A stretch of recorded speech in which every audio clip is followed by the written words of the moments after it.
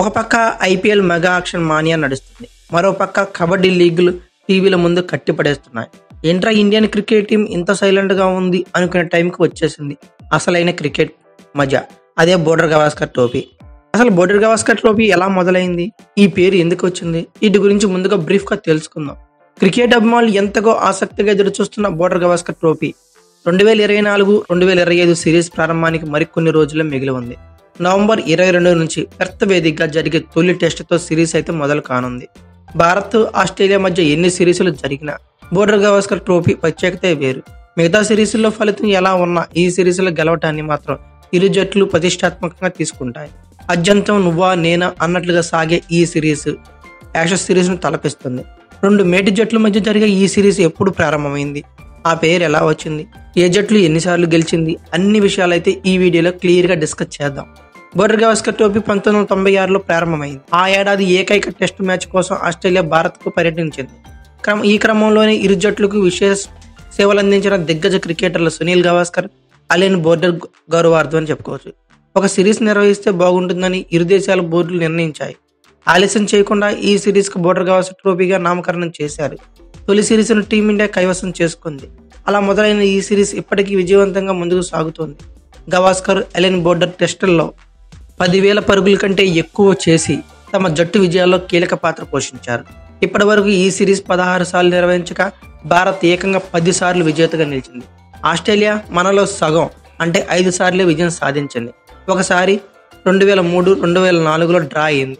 చివరిగా నిర్వహించిన 4 సిరీసుల్లోనూ టీమిండియానే విజయ డంకా మోగించింది.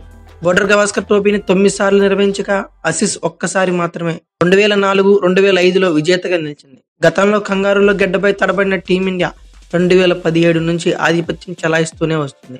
వరుసగా 2 సార్లు ఆస్ట్రేలియాని వారి సొంత గడ్డపై ఓడించింది.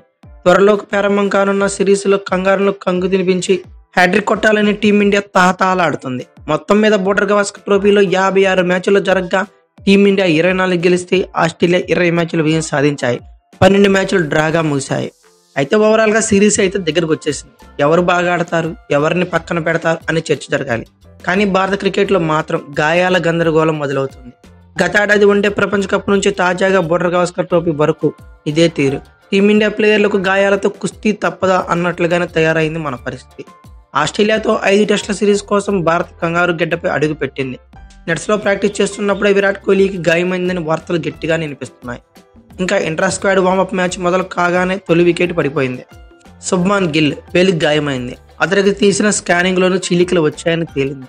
తొలి టెస్టుకు అందుబాటులో ఉండటం కష్టమే అని చెప్పుకోవచ్చు. ఇక సిరీస్ మొత్తానికి కష్టమేనా అనే వార్తలు, అనుమానాలు గట్టిగానే మొదలయ్యాయి. పేస్కు అనుకూలంగా ఉండే పిచ్చులపై సన్నద్ధమయ్యేప్పుడు మరిన్ని జాగ్రత్తలు తీసుకోవాల్సిన అవసరం ఉందనేది ఈ ఘటనతో నిరూపితమైంది. మరోవైపు కేఎల్ రాహుల్, విరాట్ కోహ్లీ పరిస్థితి ఏంటో అయోమయంగా మారింది.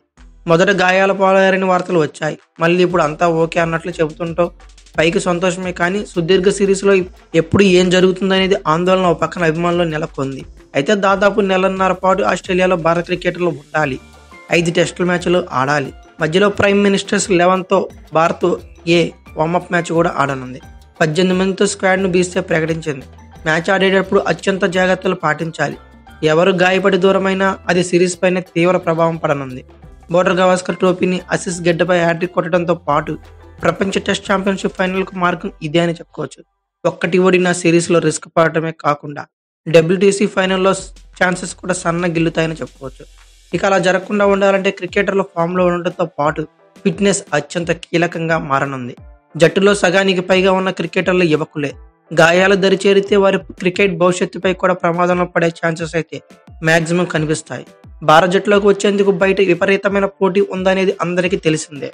గతంలోని ఇలాంటి పరిస్థితి భారత్కి ఎదురైంది. వన్డే ప్రపంచ కప్ ముందు స్టార్ పేసర్ జస్ప్రీత్ బుమ్రా గాయపడ్డాడు. దాదాపు 7 నెలల పాటు మైదానం మొహం కూడా చూడలేదు. అలాంటి పరిస్థితే మరో ఫాస్ట్ బౌలర్ కి షమీకి ఎదురైంది. అతడు 10 నెలల క్రికెట్ కి దూరం అయ్యాడు. అయితే తాజాగా రంజీ క్రికెట్ లో తన ఫిట్నెస్ నిరూపించుకునేందుకు వచ్చాడు. సీనియర్లే కాకుండా యువ క్రికెటర్లు గాయాలతో తమకొచ్చిన అవకాశాలను చేజార్చుకున్న ఉదంతాలు ఉన్నాయి. అయితే జింబాబ్వేతో T20 సిరీస్ కు తెలుగు కుర్రాడు నితీష్ కుమార్ రెడ్డికి అవకాశం దక్కింది. తెరా వెళ్లే సమయానికి గాయంతో ఆగిపోయాడు. ఇప్పుడు కోలుకున్న అతడికి ఆస్ట్రేలియాతో టెస్ట్ సిరీస్ కి ఎంపిక కావడం సంతోషమే.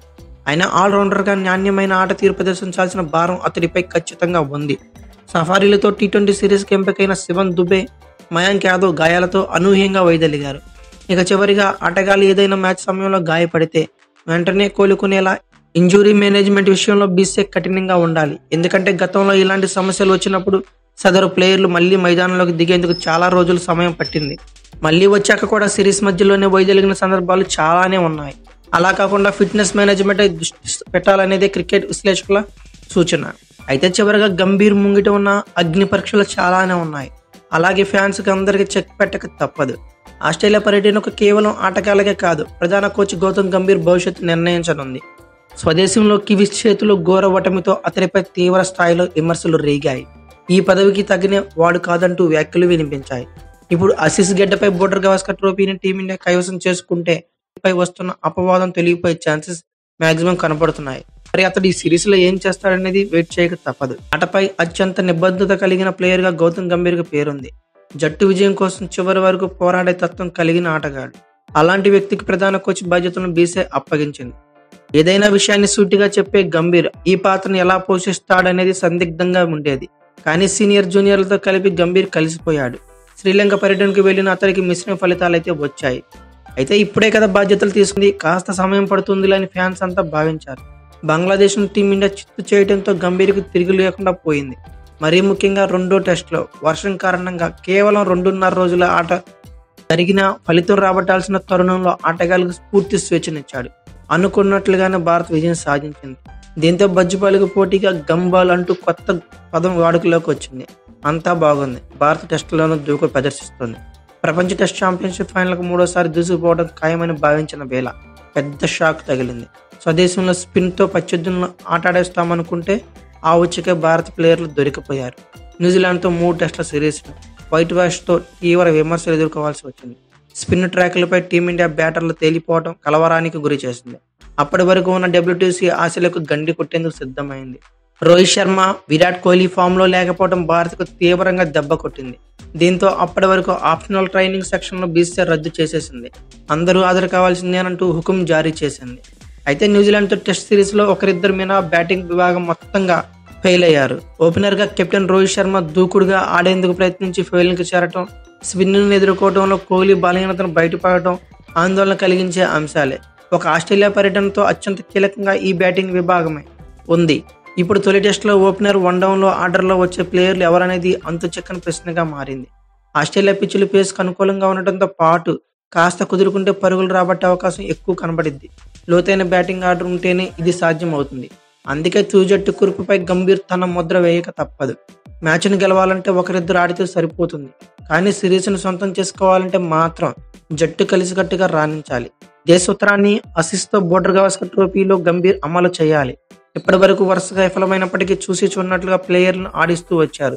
ఇక నుంచి కుర్రాలని అప్రమత్తం చేయాలంటే కొన్ని కఠిన చర్యలు తీసుకోక తప్పదు. స్క్వాడ్ను సోషల్ మీడియా ఎంపిక చేయదు అని బదులిచ్చిన గంభీర్ ఆటగాళ్లపై కూడా అంతే కటువుగా వ్యవహరించాల్సిన సమయం ఆసన్నమైందని క్రికెట్ వర్గాలు చెబుతున్నాయి. లేకపోతే విమర్శకులు అంటున్న విధంగా అతనికి పదవికే చేటు వచ్చే అవకాశం కనబడుతుంది. భారత జట్టుకు చాలా మంది కోచ్లు సేవలు అందించారు. గ్యారీ క్రిస్టన్, జాన్ రైట్ వంటి విదేశీ కోచ్లు కూడా భారత జట్టు విజయాల్లో భూమిక పోషించారు. ఆ తర్వాత భారత మాజీ క్రికెటర్ రవిశాస్త్రి ప్రధాన కోచ్గా వచ్చాక కుర్రాళ్ళకు స్వేచ్ఛనైతే ఇచ్చారు. తొలిసారి విదేశీ గడ్డపై టీమిండియా ఆధిపత్యం ప్రదర్శించేలా చేశారు. విరాట్ కోహ్లీ కెప్టెన్గా ఉన్నప్పుడు ఇంగ్లాండ్, ఆస్ట్రేలియాలో టెస్ట్ విజయాలను సాధించింది. అదే వారసత్వాన్ని రాహుల్ ద్రావిడ్ కొనసాగించాడు. ఆస్ట్రేలియాపై అక్కడే మరోసారి విజేతగా నిలవడంలో కీలక పాత్ర పోషించాడు. టీ20 ప్రపంచ కప్ను గెలిచిన తర్వాత కోచ్ పదవి నుంచి వెళ్లిపోయిన ద్రావిడ్ బాటలోకి గంభీర్ వచ్చి చేరాడు. 2007, 2011 వరల్డ్ కప్లు గెలవడంలో కెప్టెన్ ధోనీతో పాటు గౌతమ్ గంభీర్దే కీలక పాత్ర. ఇప్పుడు కోచ్గా వచ్చిన అతడి ముందు ప్రపంచ test championship final, champions trophy, T20 ప్రపంచ కప్ 2026, వన్డే ప్రపంచ కప్ 2027 మెగా టోర్నీలు ఉన్నాయి. వీటన్నిటిలోనూ కోచ్గా భారత్కు మార్గదర్శనం చేయాలంటే గంభీర్ ఈ ఆసీస్ గండం నుంచి గట్టెక్కాల్సిందని చెప్పుకోవచ్చు. అయితే ఓవరాల్గా ఈ వీడియో గురించి మీరేమనుకుంటున్నారో ఖచ్చితంగా కామెంట్ బాక్స్లో పిన్ చేయండి. అలాగే ఈ వీడియో కనుక మీకు నచ్చినట్లయితే like, share, comment plus subscribe చేసుకోండి. అలాగే పక్కనే ఉన్న బెల్ ఐకాన్ కూడా మాత్రం మర్చిపోకండి. Thank you for watching. Have a nice day.